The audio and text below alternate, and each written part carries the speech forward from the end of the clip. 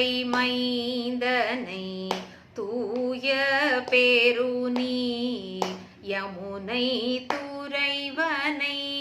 ஆயர் குலத்தினில் தோன்றும் மணி விளக்கை தாயை குடல் விளக்கம்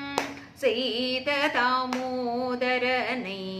தூயோமாய் வந்து நாம் தூமலர் தூவி தொழுது வாயினால் பாடி மனத்தினால் சிந்திக்க போய பிழையும்